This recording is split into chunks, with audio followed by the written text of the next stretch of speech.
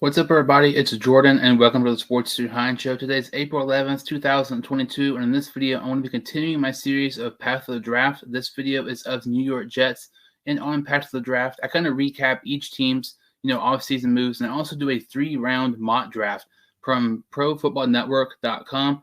Let's go ahead and get into it, talking about the Jets' off-season moves, looking at some of the, moves they've made, They signed guard Laken Tomlinson. They signed corner DJ Reed. They signed tight end CJ Uzomah, safety Jordan Whitehead, and they also re-signed wide receiver Braxton Barrios. Looking at some of these moves here, I absolutely love signing Laken Tomlinson. It makes so much sense. Looking at this New York Jets team, the Jets have had a horrible offensive line for a very, very long time. And it makes, a lot of sense, Tomlinson coming from San Francisco, coming to the Jets. Robert Saleh, their head coach, was with the 49ers, while Tomlinson had some very nice years with the 49ers. So there's already kind of connection there. Having him be one of your, big guards to protect Zach Wilson is a great job signing there by the New York Jets. A couple other signings here. Reed this past season had 2 interceptions and 78 tackles. They signed him to a 3-year deal, getting some more depth at the corner position. There is a decent amount of, defensive, moves here for the Jets, in the offseason. I expect that, to continue in the draft. Robert Saleh is a defensive-minded coach. They shocked a lot of people, when they signed tight end CJ Uzomah. This really came out of nowhere, in my opinion. It really did shock me. Couldn't believe it, really. Being a Bengals fan, I thought for sure Uzomah was going to stay in Cincinnati, but he opted to sign a 3-year deal with the Jets worth $24 million. This past season, CJ Uzomah had a career high in receptions, receiving yards, and touchdowns. He had 49 receptions, 493 yards, and 5 touchdowns. I think it'd be a nice, addition to this Jets, tight end group who was really, really weak, heading into the offseason, but they had some significant upgrades, throughout free agency, signing CJ Uzomah, and they also signed Tyler Conklin to a 3-year deal as well. Conklin, arguably even had a better season this past year than CJ Uzomah, despite Uzomah putting up career highs. Conklin had 61 receptions, nearly 600 receiving yards, and 3 touchdowns as well. So I like that signing there. Also, like I said, they're going to be, in my opinion, I think they're going to be attacking defense, in this draft. And Robert Saleh, he loves defense. They signed Jordan Whitehead, the safety, to a 2-year deal. Over the last 2 seasons, he's had over 120 tackles and 4 interceptions. I like that move there, getting some more help. And a guy who's been around the league for quite some time, getting some more help in the secondary. And like I said, they also re-signed wide receiver Braxton Barrios to a 2-year deal. Barrios had 46 receptions this past season for 431 yards. He had 2 receiving touchdowns, and he also had 2 rushing touchdowns as well. So, in my opinion, I really, really like some of these moves the New York Jets made, and I think they have potential to have an amazing draft depending how it goes for them. So, looking at this, 3-round mock draft here from ProFootballNetwork.com, looking at these first 3 picks, they, in my opinion, are kind of crazy. Evan Neal, Malik Willis, and Trayvon Walker. I'm not taking Aiden Hutchinson here. I know Jets fans would want me to, especially because, Edge, could really use an upgrade for the Jets. But I'm not going to do it. I'm going to try to stay realistic as I possibly can. There is no chance Aiden Hutchinson drops out of the top, really 2, in my opinion. There's talks about him, maybe not going number 1 to the Jaguars. But if he's there at 2, I fully expect the Lions to take him. 0 chance he's here at number 4, and unless something, comes out about him. But, with the Jets, to me, they are linked to, Sauce Gardner, the corner from Cincinnati. I think it makes a ton of sense here. They have 2 top 10 picks. Kayvon Thibodeau is also somebody to possibly look at. Like I said, they love defense. And, they have Carl Lawson. That's somebody who's, hasn't really been talked about a ton. Carl Lawson, they signed him last offseason, but he was out all season this past year due to a season-ending injury. And, his last year with Cincinnati, he had 8.5 sacks, was very productive. Had lots of quarterback pressures. But I still think they can maybe get some more edge help. But I really don't know. They are linked to Sauce Gardner a ton. And I really think if they miss out on Sauce Gardner here, the pick right after them will not be shocked at all if the New York Giants maybe took Sauce Gardner at number 5. We're going to go ahead and take Sauce Gardner here at number 4. And hopefully maybe one of these top edge rushers is still available at the 10th pick overall. So, we had some trade offers here. We're not going to do trades. Looking at some edge guys here, you have George Karlaftis, the edge rusher from Purdue. In my opinion, I think it's a little bit too early. I've seen stuff maybe he could drop, in the mid-20s or towards even Cincinnati and the Lions towards the end of the first round. Looking at wide receiver here, I know some people would like wide receiver, and you have, all wide receivers are available. No wide receiver has, been taken so far. We have Garrett Wilson, Jameson Williams, Chris Olave, Drake London, Traylon Burks. I don't think this would be a horrible move here because, it would be different and maybe a wide receiver has already been taken. But the fact that you can pick whoever you want because all these guys are still available, I think is really intriguing here for the Jets. I think that's something they should maybe look at. You also look at Jordan Davis here, defensive tackle from Georgia.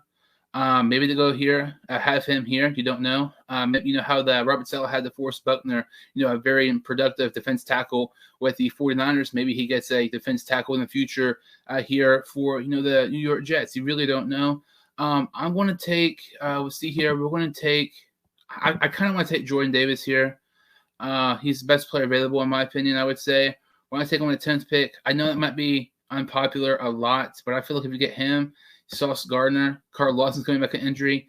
You look at the New York Jets team, I might kind of sound crazy. I really think, we're looking at a team who could have a very, very good year. They have so much young talent. So far, we've took Sauce Gardner and Jordan Davis. Looking at edge rushers here, David Ojabo is available. That is an amazing pickup here if we take him. We're going to go ahead and take him here. I love that pick so much. I mean, holy crap. You're looking at this Jets draft so far. Defense. Sauce Gardner, Jordan Davis, and David Ojabo, that's an A-plus pick in all three of those because, those are team needs, and those are pretty much the best player available there for all three of those, selections so far for New York Jets. So when you look at the Jets here at pick 38, I can maybe see they go a wide receiver here. And it's interesting because before free agency started, I felt like most Jets fans, I kind of figured maybe 35, 38, maybe even one of their third-round picks could possibly be a tight end, like McBride or somebody like that, or Isaiah Likely. But now since they, signed C.J. Uzomah and Conklin, that is not going to be the case at all. So I could definitely see maybe a wide receiver here. Corey Davis hasn't really lived up to the contract so far. He signed with the Jets. They don't really have those consistent wide receivers. Denzel Mims hasn't really paid out what they expected them to be so far. I want to take George Pickens here, the wide receiver from Georgia.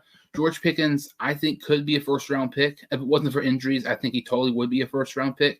He's still, I think he still could probably go around this range. I'm kind of looking at Pickens, maybe around the 28 to 40 range, something like that.